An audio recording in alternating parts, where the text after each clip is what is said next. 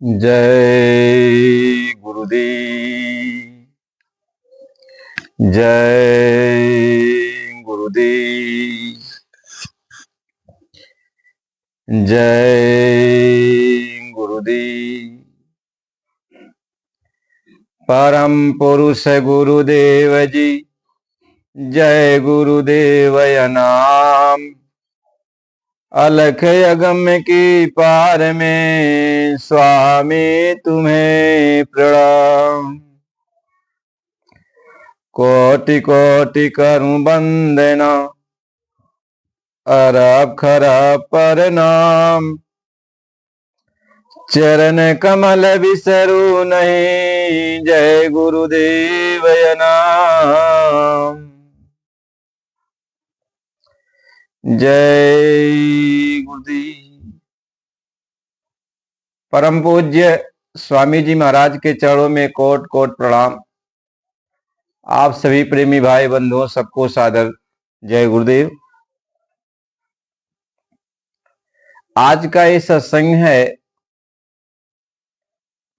कि जब मन इस शरीर से अलग हो जाता है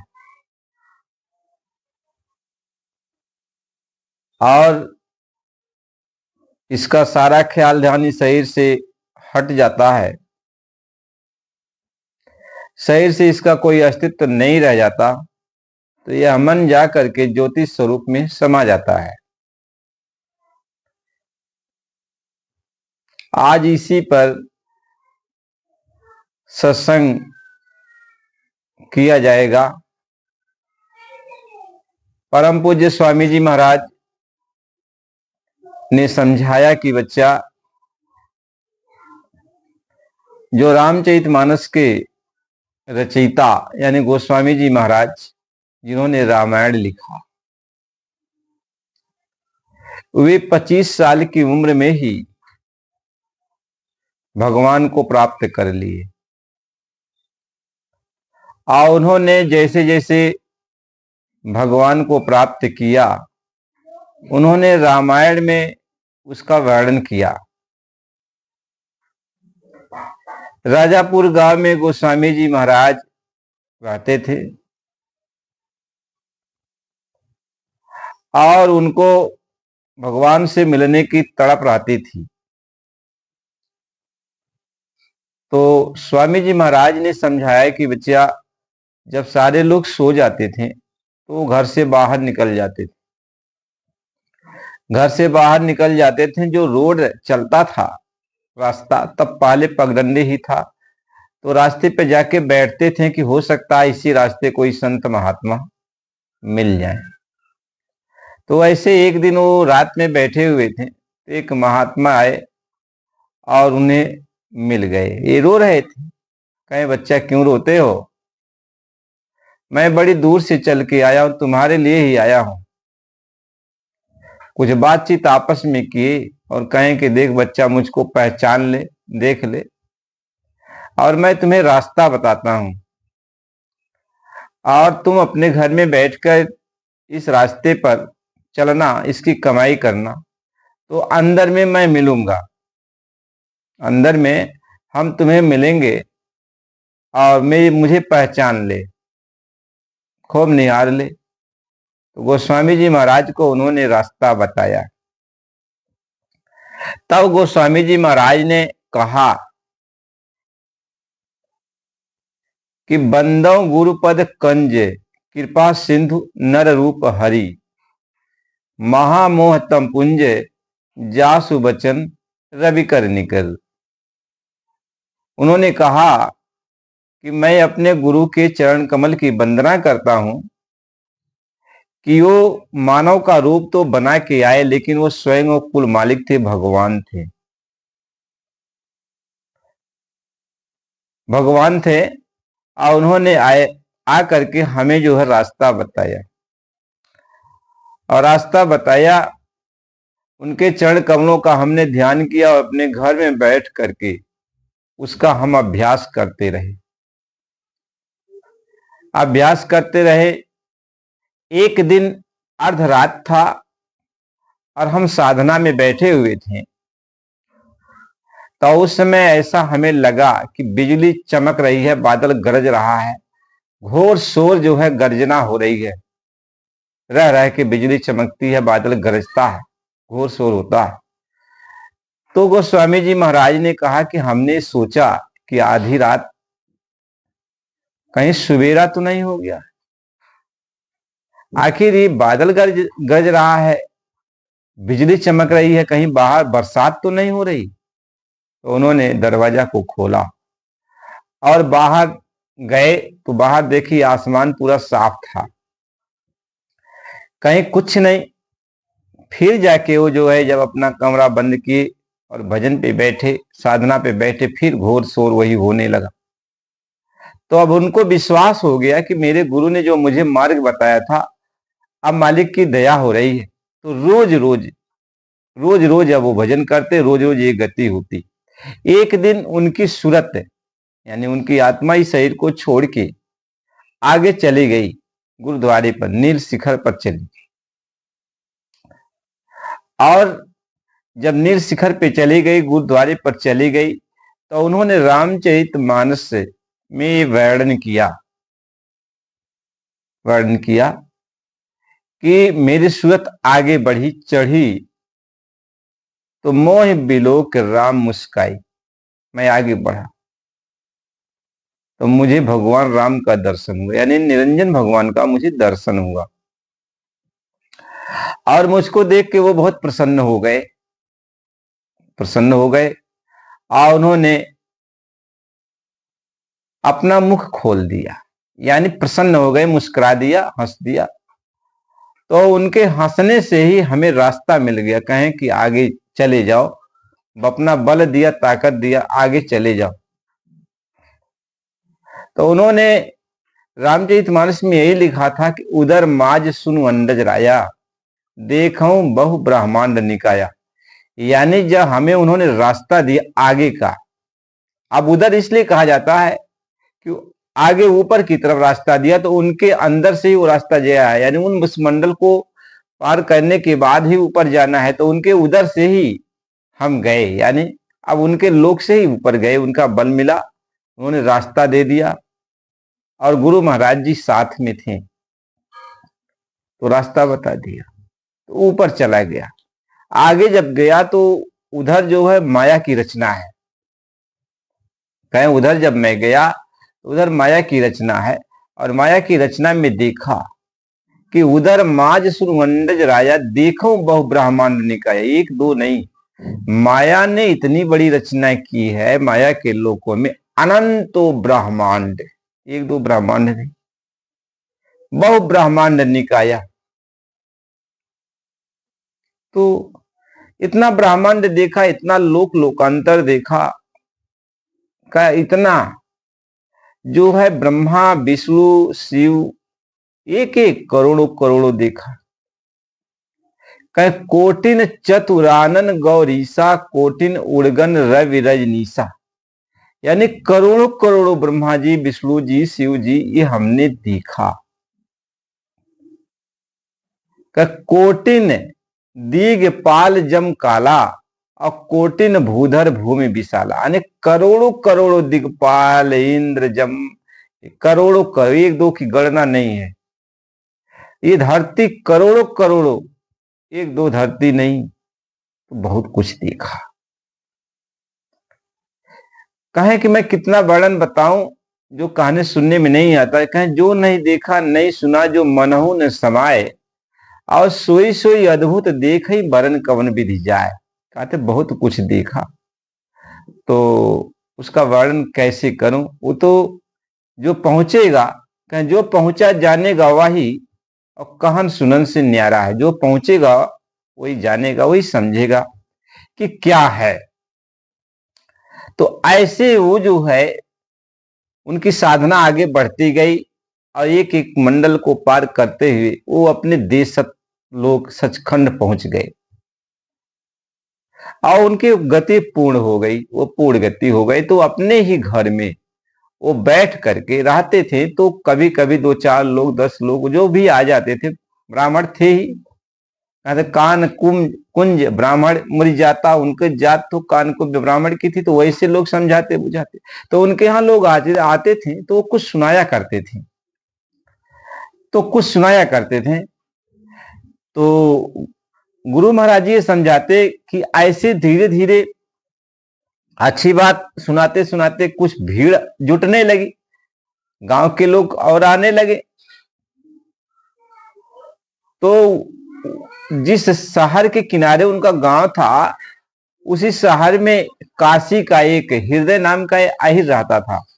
वह आया था तो राजापुर गांव में, वहां वो नौकरी करता था, किसी सेठ के यहाँ नौकरी करता था। तो उसको भी पता चला कि कोई महात्मा है, अच्छा सत्संग करते हैं, ब्राह्मण है, तो वो अभी वहां जाने लगा। जब काम से फुर्सत मिलता था जाता था। तो ये बराबर सत्संग का सुनने लगा, तो उसको अच्छा लगने लगा। तो एक दिन प्रार्थना किया कि हम कुछ दिन रुक कर आपकी सेवा कर सकते हैं। तो गोस्वामी जी महाराज ने हामी भर दी। तो वहीं बैठकर उनका जो है भोजन भी बनाता था, और उनकी मतलब जो भी पार लगता पूरी सेवा करता था, और सत्संग भी सुनता था। ऐसे कुछ दिन बीत गया। तो एक दिन गोस्वामी जी महाराज ने कहा, अरे बच्चा, भजन करोगे, रास्ता बता दूं? तो उसने कहा कि हाँ भजन करेंगे। तो भजन करने का रास्ता बता दिया। अब वो जो है नौकरी तो अपना छोड़ दिया, अब गोस्वामी जी महाराज के पास ही रहा करता था। तो अब गोस्वामी जी महाराज और वो तो अपना वो भोजन बनाते, गोस्वामी जी महाराज भी भोजन करते, अपने वो भी करता, और रास्ता बता दिए गोस्वामी जी महाराज। तो उसको भी थोड़ी सी उम्र में, थोड़े ही समय में उसको भी गोस्वामी जी महाराज ने पार कर दिया, पहुंचा दिया। ऐसे कुछ दिन बीत गया। तो एक दिन गोस्वामी जी महाराज ने पूछा, अरे ये पहले तो कभी नहीं पूछा था, लेकिन पूछा उस दिन कि अरे कहाँ तुम्हारा मकान है? तो बताया काशी में। तो कहा जाओगे नहीं? कहेंगे आपकी जैसी मौज। तो 2-4 दिन के बाद कह दिए कि अच्छा चले जाओ। तो जब वो चले गए, हृदय अपने घर चले आए काशी में, तो जहां जहां वो जाते तो अपने गुरु की ही चर्चा करते, गोस्वामी महाराज की चर्चा करते। ऐसे 2-4-10 दिन बीता होगा। तो गोस्वामी जी महाराज ने कहा, मेरा मन नहीं लगता था, मेरा मन हृदय से लगता था। तो मैं भी काशी चला गया। और काशी चला गया तो हृदय का पता पूछते उसके जो है मोहल्ले में पहुंचा। तो पूछा भाई, तो लोगों ने कहा, अरे महाराज, वो आप ही की चर्चा करता है। और बुला के लेके आए हृदय को। हृदय उनके चरणों पर गिर पड़ा, और उनको आसन पे बिठाया, उनका चरणोदक लिया, और फिर गंगा नदी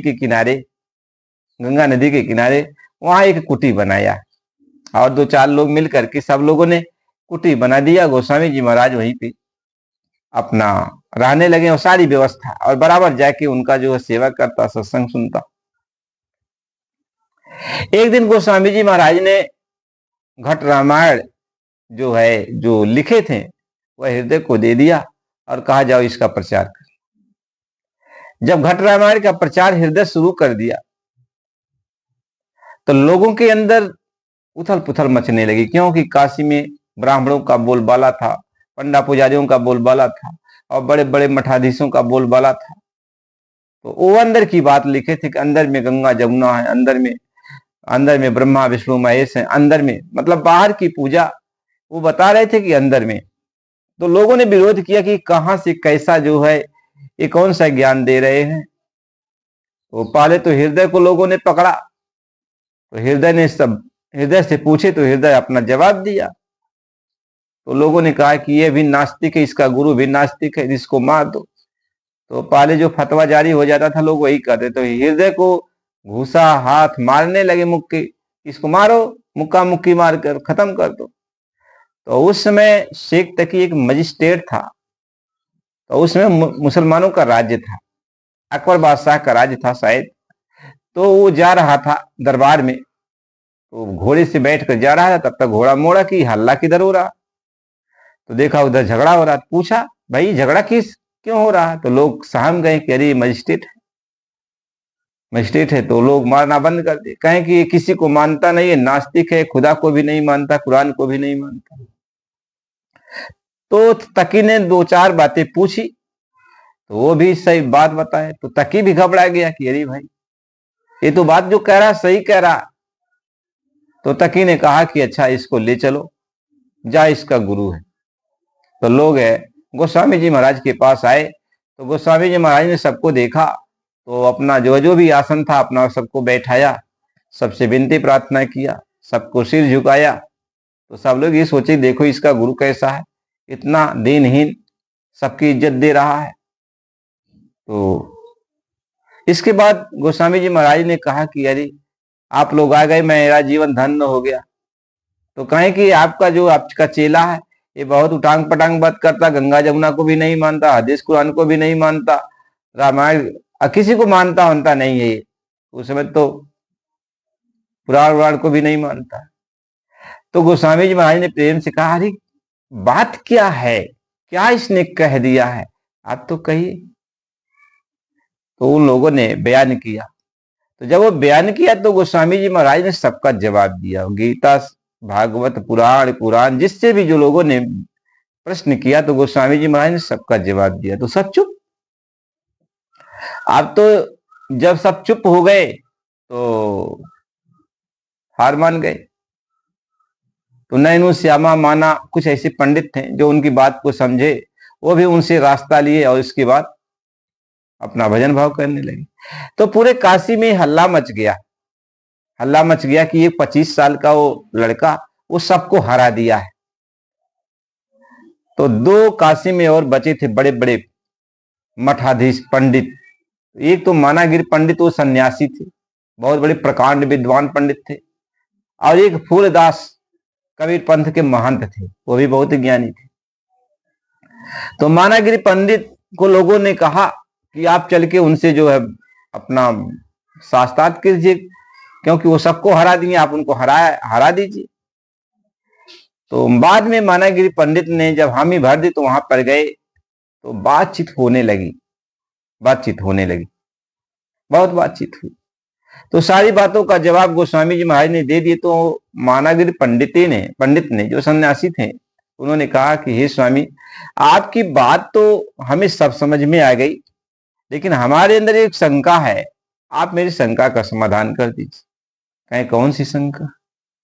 कहे शंका इस बात का है कि ये जो धरती है, ये जो पवन है, अग्नि है, हवा है, आकाश है, ये इसका नाश जब हो जाएगा तो ये कहां जाएंगे? फिर स्वर्ग आदि वैकुंठ लोक का नाश हो जाएगा तो वो कहां जाएंगे? फिर देवी देवताओं का नाश हो जाएगा तो वो कहां जाएंगे, कहां समाएंगे? फिर ब्रह्मा विष्णु महेश का नाश हो जाएगा तो ये सब कहां समाए जाएंगे? फिर ईश्वर का नाश हो जाएगा, ब्रह्म का नाश हो जाएगा, पारब्रह्म का नाश हो जाएगा, तो ये सब कहां समाएंगे? हमें इसके बारे में बता दीजिए, इसके बारे में बता दीजिए। तो गोस्वामी जी महाराज ने कहा, विस्तार से समझाया। तो गोस्वामी जी महाराज ने कहा कि देखो, ये जितनी भी रचना है, आप जो अपनी आंखों से देखते हो, ये सारी रचना मन और माया की, ये सारी रचना मन माया की है। मन बुद्धि चित्त अहंकार ये कहां से निकले हैं? ये ईश्वर से निकले हैं, निरंजन भगवान से निकले, सहजल कमल स्थान से निकले हैं। और मन और माया की बनाई हुई ये त्रिगुणात्मक सृष्टि है। ये जो आप देख रहे हो, ये मन और माया ने ही बनाया है, इन्हीं के अंदर से निकले हुए हैं ये सारी सृष्टियां। तो हम तुम्हें विस्तार से समझा रहे, ये जब नाश होते हैं तो कैसे इनका नाश होता है? कहें कि देखो, ये जब नाश होता, प्रलय, महाप्रलय जब होता है, तो ये जो धरती है, धरती के अंदर से मन अपनी ताकत खींचता है, तो धरती जो है पानी बन जाती है, फिर पानी के अंदर से मन माया अपनी ताकत खींचते हैं, तो ये पानी जो है अग्नि बन जाती है, अग्नि में समाती है। ये पानी जो है, धरती पानी में समा जाती है, यानी पानी बन जाती है, और पानी अग्नि में समा जाता है, यानी अग्नि बन जाता है पानी। और फिर अग्नि के अंदर से जब वो मन अपनी शक्ति को खींचता है तो वो अग्नि हवा बन जाती है, यानी अब अग्नि नहीं रह जाती, अब हवा हो जाती है। अब हवा के अंदर से मन अपनी ताकत को खींचता है तो ये हवा आकाश आकाश बन जाता है, यानी अब कुछ नहीं रह जाता, आसमान बन जाता। अब जब आसमान, ये जो आसमान है इसका जब नाश होता है तो इसको आद्या महाशक्ति अपने में समा लेती है। आद्या महाशक्ति अपने में समा लेती है, यानी आसमान को आद्या महाशक्ति खा जाती है, यानी आद्या महाशक्ति के अंदर ही सब खत्म, चला गया। आद्या महाशक्ति से स्वर्ग आदि वैकुंठ लोकों की रचना हुई, तो ये स्वर्ग आदि वैकुंठ लोग जितने भी हैं सब आद्या महाशक्ति के अंदर समा जाते हैं। और आद्या महाशक्ति ने इन ब्रह्मा विष्णु महेश 33 करोड़ देवता लोकपाल दिक्पाल जितना भी है सबको, सूरज चांद सबको आद्या महाशक्ति ने उत्पन्न किया। ये सब आद्या महाशक्ति के अंदर समा जाते हैं, आद्या महाशक्ति के अंदर समा जाते हैं। अब यही आद्या महाशक्ति और ये मन, ये दोनों जो है सहज दल कवल स्थान में, सहज दल कवल स्थान पे ये मन बुद्धि चित्त अहंकार का भंडार है, वहां जाके समा जाते हैं, समा जाते हैं। अब ये आद्या महाशक्ति और ये मन अब जो है इनका जब नाश होता है, यानी ये जब समाते हैं तो कहां समाते हैं, तो आद्या महाशक्ति और ये जो मन ये निरंजन भगवान के अंदर समा जाते हैं। निरंजन भगवान इनको अपने अंदर समा लेते हैं। अब निरंजन भगवान को जो है महामाया है, उनके ऊपर महामाया है, महामाया अपने में समा लेती है। फिर महामाया जो है को ब्रह्म अपने में समा लेते हैं और ब्रह्म को पार ब्रह्म अपने में समा लेते हैं।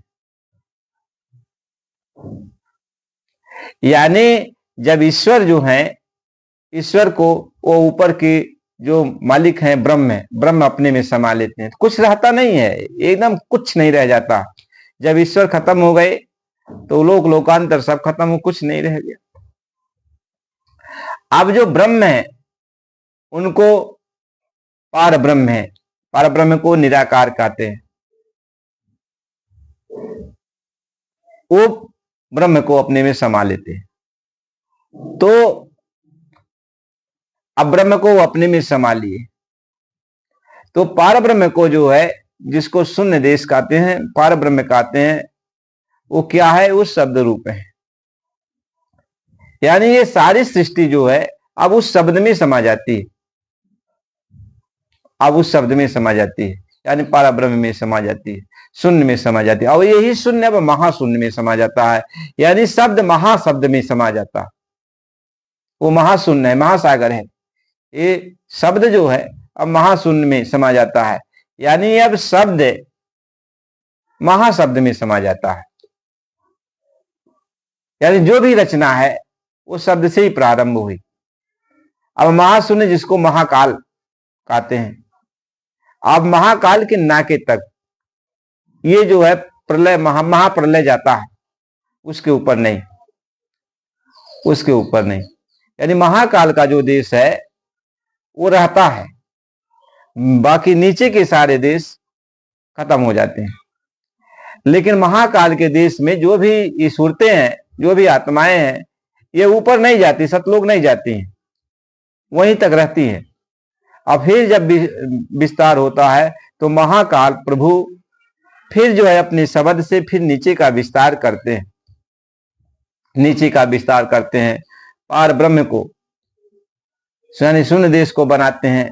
फिर शून्य देश के अंदर से यानी पार ब्रह्म ब्रह्म को उत्पन्न करते हैं, फिर ब्रह्म ईश्वर को उत्पन्न करते हैं, फिर ईश्वर जो है माया को उत्पन्न करते हैं। फिर इसी तरीके से फिर ये सिलसिला चलता रहता है, सिलसिला चलता रहता है। जब कोई महात्मा संत सदगुरु मिल जाते हैं, वो आते हैं, वही इन जीवों को अपने देश सचखंड ले जाते हैं, सतलोक ले जाते हैं, बाकी कोई भी जीव जा नहीं सकता। तो ये मन है, जब मन यहां से सिमट कर चलता है तो ये मन जाकर के ईश्वर में समा जाता है। जब ईश्वर में समा जाता है तो आत्मा फिर जो है यह मन के चंगुल से आजाद होकर फिर आगे चलती है। महात्मा ये समझाते हैं। इसलिए प्रेमी भाई बहनों, बिना गुरु के, बिना संत के कोई इस भेद को जान नहीं सकता। गुरु महाराज जी ने सारा भेद सबको समझाया, सबको बुझाया, और इस भेद को कोई जानता नहीं है, कोई नहीं जानता है, कोई नहीं जानता। जब पूरा महात्मा कोई मिलता है, पूरा संत कोई मिलता है, तो वही इस भेद को बताते हैं, बताते भी हैं, अपने प्रेमियों को दिखाते भी हैं